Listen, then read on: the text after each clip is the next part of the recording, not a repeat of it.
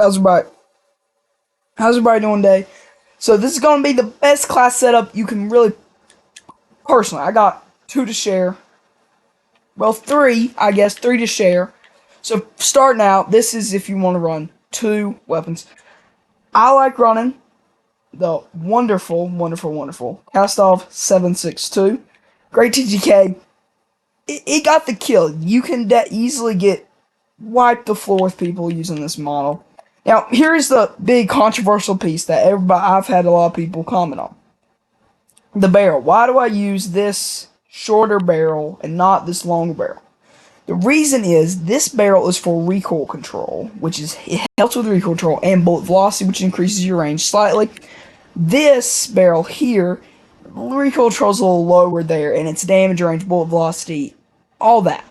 So what I'm wanting to do is use this. It gives you that recoil control and a little more damage range, but it keeps you under control. Next, PolarFire S. It is really the most notorious for ARs, most notorious suppressor. PolarFire S. You can rock this just about any time. And of course, it gives you that sound suppression, and if you want to go a little silent, you got the bullet velocity, you got the damage range. This is where I get my range on. I could use this here, which is going to increase that recoil stabilization even more, the Kastov DX90. That sound suppression, bullet velocity, recoil smoothness, and recoil control. This is going to give me recoil. This is going to give me that range. This is, I would say, your choice. Whichever one of these you would want to use. I want to go for something like a Titan silencer. This is just that. It's one of these two if you're trying to decide. If you do not have the PolarFire S, go ahead, use the Kastov DX90. Tunings will be the same. Pulling up for tunings on the Kastov, no, the PolarFire S. Tunings on the PolarFire S. I do 0.9 positive ounces on your vertical slider, and on the horizontal slider, I do negative 0.39 inches for your horizontal slider. That is towards recoil smoothness and aim idle stability. That's going to keep that gun under control. Now, moving up to your barrel tuning, which is the IG K30 406mm. You are going all the way towards recoil stabilization and all the way towards ADS. Now, under barrel grip. There's a few minor details. I think a 30 round mag is more than enough. You might have a different opinion. So if you do, and you really think, oh, I need more mag, remove the rear grip. But here for your forward grip, your under barrel grip, you go with the FAK Ripper 56. If you do not have the FAK Ripper 56, get it. It's a really good grip. Then you're going to go with the Phase 3 grip. If you don't have one of those, you're almost screwed. You're basically screwed. FAK Ripper 56. FAK Ripper 56 is going to give you that recoil control or stabilization. It's going to give you the aim idle stability, and it's going to give you that hip fire accuracy. This is my tunings right here. Positive 18 ounces for your weight. That is for your vertical slider. And for your length, you're going to go positive 40 inches length, which is all the way towards your aim idle stability and recoil stabilization. Next, rear grip. This is, you have options. This is going to give me my ADS and my sprint to fire speed. Another option, if you would rather use it, you can use this laser right here, which is the best AR laser for this gun here, that gives you that aim downside speed, it gives you the aim stability, and it gives you that sprint to fire speed. I'm running the rear grip. Rear grip right here, it's going to give you that sprint to fire speed, ADS. You could do recoil control. I personally don't. Everything going -1 for your ADS ounces and negative 0.45 inches for your width, which is going to give you that sprint to fire speed and ADS all the way to both. Finally is your stock, the ProLite TL3 stock. Why the ProLite TL3? If you want an alternate stock, there's not many. The only one you alternate stock is the Markiv R7 stock. It is still nowhere near the benefits that the the ProLite TL3 gives you. Using the ProLite TL3, you're going to go all the way to ADS and all the way for aim walking speed. Why? These rear two attachments are to make this a mobile, fast ADS gun, while these fast to the fight gun, while these forward three are going to be giving that recoil stabilization and that range. This is what I like running. Of course, I have gold on this gun. I love this. This is what I grew up using. You get what I'm saying. Next is going to be your Fennec 45. These two are just made in heaven match here. What do I want to run on my Fennec 45? There's a lot of controversy. Some people really love running a barrel on their Fennec 45 of some form to increase your, whatever it may be, your ADS, get the range, whatever it may be. Don't run a barrel. Here's why. It's going to drop your mobility, putting that down. Use muzzles. The X10 RR40, my favorite muzzle. Recoil smoothness, suppression, bullet velocity, and range. Again, there's always this other option here which gives you that more recoil control, a little more recoil control. I would much prefer to use this X10 RR40. This also greatly drops down your mobility by a heck of a lot with multiple more negatives than it's positive. And I'm just going to say, never use this. The Black Kite is just drops your mobility down to ridiculously low, and it's horrible. So for the X10, let me get that right, RR40, you're going to go all the way to ADS. Why not recoil smoothness? This for SMGs, this is your get to the fight, you're firing, you're going crazy. This is what you need. You go all the way ADS. Then you're going to go all the way to bullet velocity. Get that shot there as fast as you can. Get it there. Get you some more range. Recoil stabilization, you still need it, and that's what the Phase 3 grip is for. All the way recoil stabilization, all the way aim idle stability, puts this gun in a good, stable environment. Next, optic. I think the Fennec needs optic for the accuracy of the gun, to make sure that you get on the shot. What I personally love is the Slimline Pro. You can use a red dot. I love the Cronin Mini red dot. I don't have it unlocked. Don't judge me for it. But I've heard great things, and I've used it a little bit in matches for the Cronin Mini Pro. I ain't gonna knock it. I haven't tried it yet. Use a dot sight for this gun, preferably your preferred dot sight. Mine is the Limelight Pro. You could use a Cronin Mini. These two are my favorites. Tuning. ADS. Commonplace when you're using optics, unless you're using something that's not supposed to be for fast ADS, use ADS. If it's less sniper, get that flinch resist. ADS. And bring it right close to your eye. Personally, to get that shot right on point, I don't like using my peripheral vision. I like using my right down the sights. But that bottom slider is, of course, your preference. Next, mag. The 45 round mag. You could use twin tap. Personally, I don't like using the twin tap. Here's why. Yes, you get the damage and you get them dead. I want to be spraying and praying. That's where the 50 round mag comes in. If you don't want to use the 50 round mag, the gun is really does not have enough ammo because of that shot that just comes out, the speed of fire. And of course, the VLK LZR 7 megawatt laser. Why use this laser? This laser is going to give you the ADS, aim stability, and sprint to fire speed that makes this gun so wonderful for getting to the fight fast and killing faster.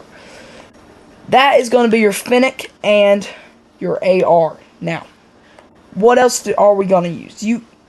The Fennec and the AR are just the start to the battle. You have other options. Personally, I run a stem. You always need... Sorry about that. I apologize. You always need to have a stem on deck. You're in that fight. Your quick fix ain't up yet. You might not know how to kill even with quick fix. Stem up super quickly and get to that target. And I use Molotov cocktail. Here is the thing about lethals. I think lethals, and my beliefs are lethals is to the person. Some people are great with Semtexes, some are great with C4, some are great with thermites, throwing knives, drill charges, frags, and some people, it is not the most loved thing, is the proximity mines and claymores. Quite annoying to use them. I use Molotovs. I can go great with them. I got friends that can go great with C4.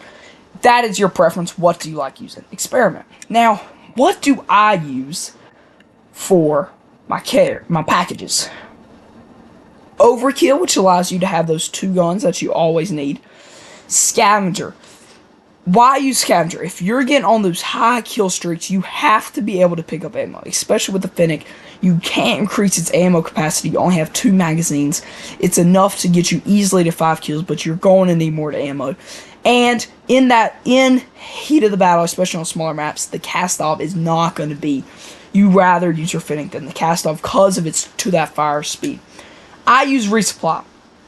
This allows me, since I really love using Molotov cocktails in battles, I use resupply. You can also use fast hands. Fast hands is going to allow you to reload that equipment, reload your guns, throw your equipment, and swap weapons faster, meaning you can get to that fight a little faster. And quick fix, always quick fix in my opinion.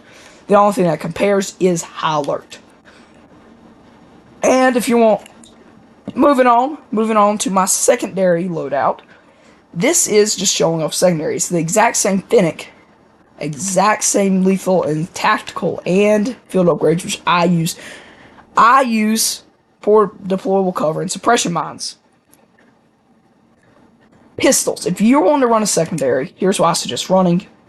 Battle Hardened, which is going to help you fight through those pesky flashes that can just wipe you clean and get you off the high kill streak. Scavenger to help with your Fennec. Resupply, of course, and quick fix. Starting out, I use my Fennec 45. You can use, like always, you can switch it up to your cast-off. I use the Fennec 45. And my secondary weapon, the P890. This is the secondary pistol.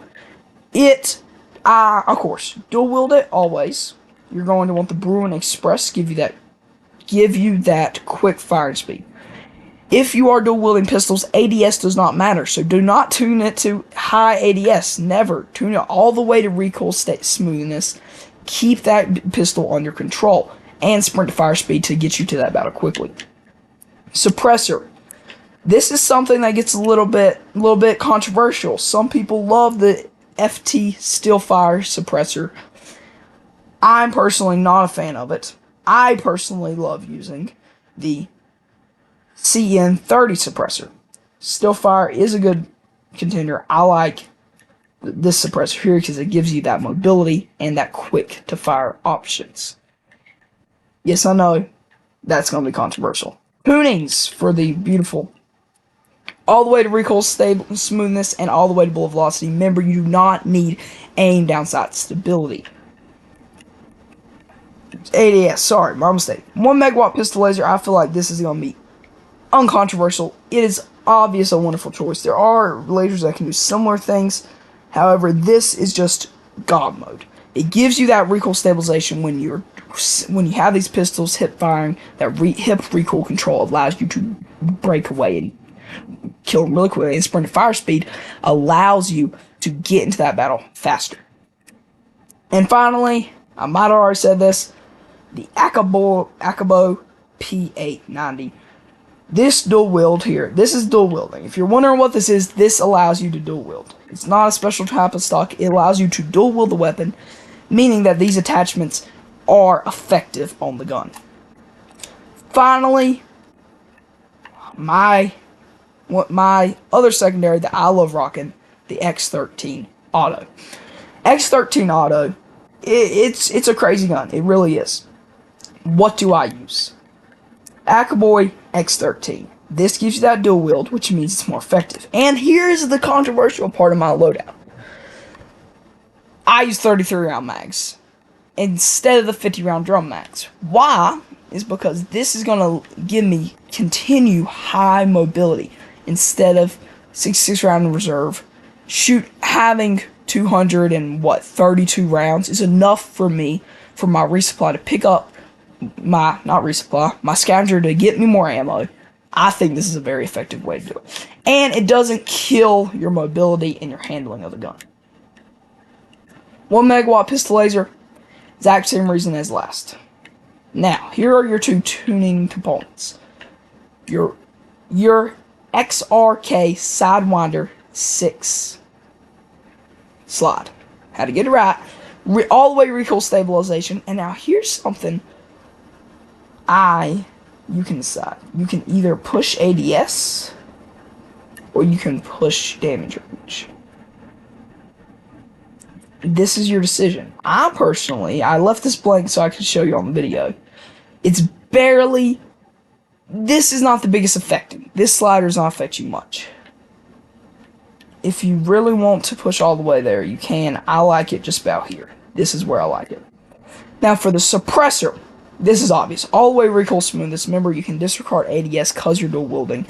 And, as you see right here, negative 0.48 inches in length, which is your bottom slider, towards aim idle stability to allow you to have a little more control over the gun.